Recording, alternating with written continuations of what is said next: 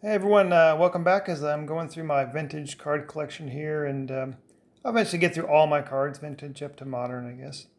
But today I'm going to cover a couple of great pitchers that both started their rookie cards in 1957, and that is Jim Bunning here. You can see him in front of me, and I'll swing the table around and cover my Don Drysdale collection.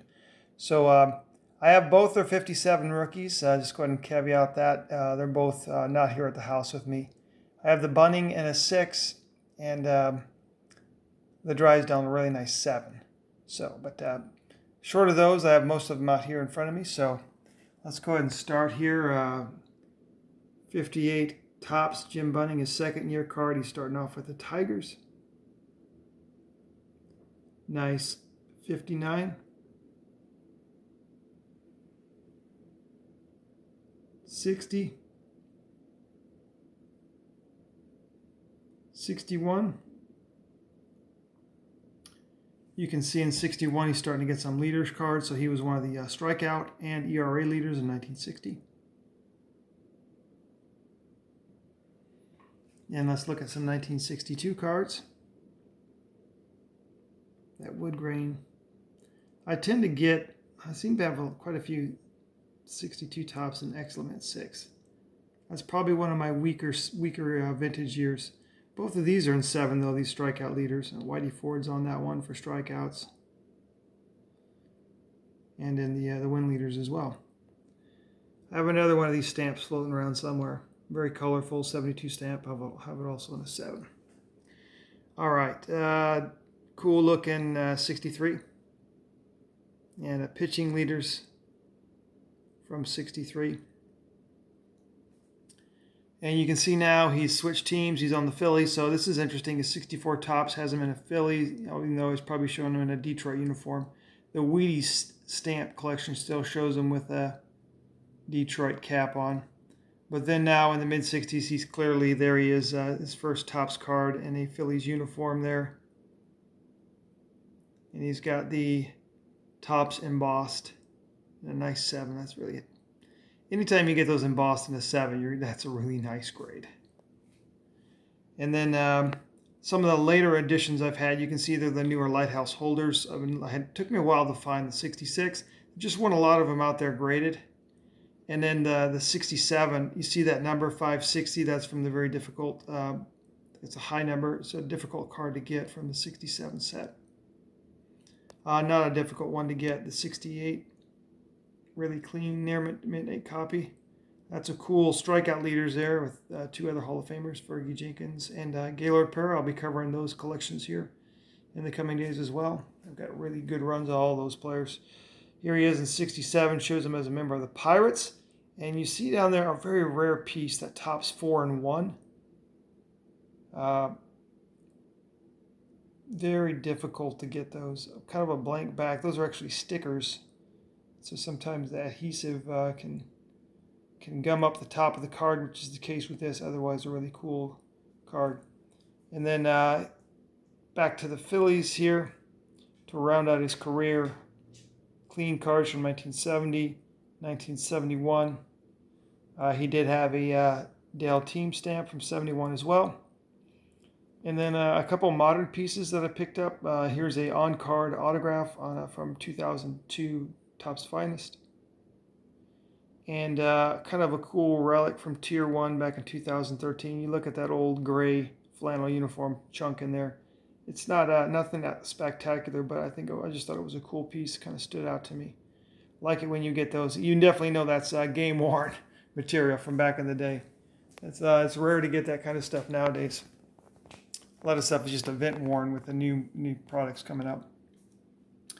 All right, on to another guy that shared that 1957 rookie year, and this is Don Drysdale. Look at the color on these first 3 cards I'm going to show. Just drop dead gorgeous with the red and the yellow. Really pops. Love that great portrait shot of Don. You can see this hitter's foes, Labine, Padres, and Drysdale. You know, obviously notice a pitcher that's missing, Sandy Koufax. But Koufax hadn't really made it to the big time yet. He was really wild when he came up to join the club. And it took him a couple years to refine his craft before he became a dominant pitcher, but he would surpass Drysdale as that ace on the staff, as some of these leader cards we'll see will denote. Here he is, once again, that yellow and reddish really pops on the 60. And that 60 All-Star card, really cool. That looks pretty good for an 8OC. I've had that one for over 10 years. Most of these Drysdale cards I purchased back in 2011, 2012, and 13. You'll see a few Lighthouse holders, some late additions, but most of this stuff I've had for some time. ERA leaders. He's got the 61 stamp, 61 post hand cut, and that's off the box of cereal. Kind of a really sharp 6.5 on that 62. I mentioned earlier with the Drysdale, sometimes my 62 cards are a little lower grade than I would prefer. I prefer they be near mid-sevens, but it's not always economically affordable or rational. All right, a nice one there. And see here now, Koufax is coming into his own, and he led the league in strikeouts. And then Drysdale down there with Stan Williams and Jim O'Toole as they round out the top four. Colorful 62 stamp. A really rough hand cut 62 post cereal, but I love it, man. This was probably in some kid's collection. See the kid, hey mom, give me the scissors. I'm gonna cut this out. Cutting out that box of cereal on his post grape nuts or whatever it was that Drysdale came on. Colorful 63 as well. A little lower grade on the 63, kind of similar to 62. They had a premium for the higher grades. Here is the big three. Padres, Drysdale, and Koufax has now made his way into that stardom category. Colorful leaders card here. He led the league in wins that year. And Fleer did that set. He would actually have with a cookie, not a piece of gum, in 63, and Drysdale was in that set. I think they were sued and had to stop producing it, so it's a smaller set. It was intended to be larger, but Drysdale was one of the guys that made it in the first cut before the law action. Here he is in 64. And that 64 strikeout leaders, Koufax is the clear leader. And then Drysdale with Jim Maloney is kind of like the second rung. And that's kind of where Drysdale kind of settled, right? He doesn't get near the collector love that Sandy Koufax did. But, he had a more overall, from start to finish, Drysdale was a star from the very beginning to the very end. He didn't need to develop as long as Koufax did. But let me tell you, when Koufax was dealing, he was straight dealing. Awesome stand-up here. A pretty good grade of a 6. I believe this is a short print from that stand-up set. And then later in his career here, these mid-60s cards, a 65, a 66,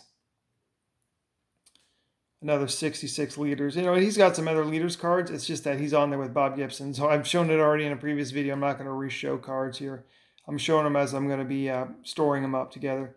That 67 is my favorite Drysdale card. I don't think there's any debate about it. I love it. I love that semi-action pose in a stadium, probably shot in 66.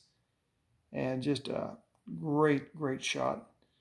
And then his 68, very clean. 68s hold up really well. And then his last year of cards, 1969. He's got the checklist, his regular card, and then he also had the Topps decal. So that's it. Two great pitchers who had their rookie cards start in 1957 almost. That's pretty much a complete run, I suspect. I wish I had the rookie cards to show, but unfortunately they're at the safe deposit box. But hey, once again, everybody, I appreciate your posts, your comments, and I'll talk to you again soon.